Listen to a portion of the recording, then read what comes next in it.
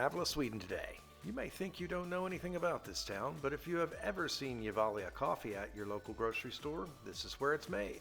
Gävle is also where the world's largest straw Christmas goat resides at 41 feet high, as confirmed by the Guinness Book of World Records.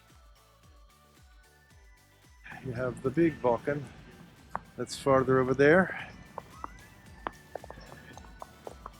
And here you have all the snow that's coming down here in Gävle. So there it is, little Bocken right there. Very, very cold right now. And then hopefully in the background you can see the big Bocken back there, and that's the one that they usually always try to burn. So place your bets. Since 1986, 2 Yule goats have been built in Gävle. The bigger Gävle goat built by the Southern merchants, and the smaller Yule goat built by the Natural Science Club students from Vasaskolan. The very first Gävle goat was built in 1966 by the Southern Merchant Association to bring more Christmas business interest to that part of the town. It's a giant version of the traditional Yule goat, typical in Swedish Christmas decoration. So here you can see the Bocken as we walk up to it. This is in the central square in Gävle, or center or downtown of Gävle. This is a tradition that's been going on here since 1966. And at the very first day of the Advent calendar, whatever that actually is, they light this up just with lights, and they have it on display. You can see all the production and stuff with the fences and stuff like that they have up there.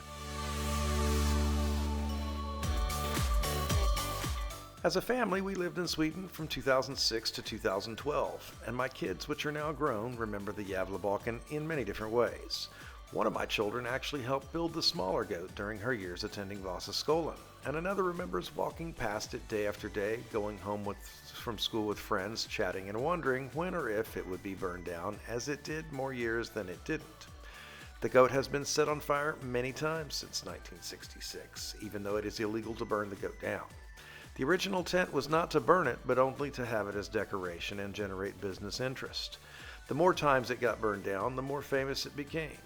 Now the story has become infamous about a town that stands vigilant every year, trying to protect its Christmas Bocken from being burned by arsonists. It is also a yearly ritual for many to go online and place a bet on what day it will actually get set on fire. 2016 was the last time the big Bocken was set on fire. Okay, you can see what kind of security they have here. They have like a little van with a guy, I guess, that stays in there in the heated little shed. And then they have like 2 fences inside here.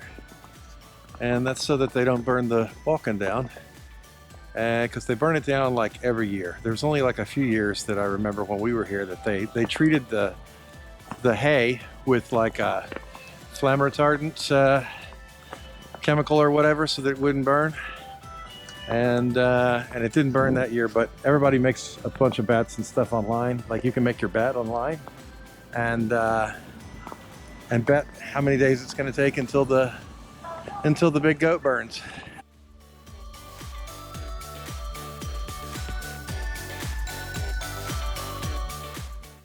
The Yule goat is a Scandinavian Northern European Christmas symbol and tradition. It has existed in many variants during Scandinavian history. Modern representations of the Yule goat are typically made of straw and placed around the house during the Christmas season. One theory, and there are several to choose from as to where this tradition originated, is that the celebration of the goat is connected to worship of the Norse god Thor, who rode the sky in a chariot drawn by 2 goats.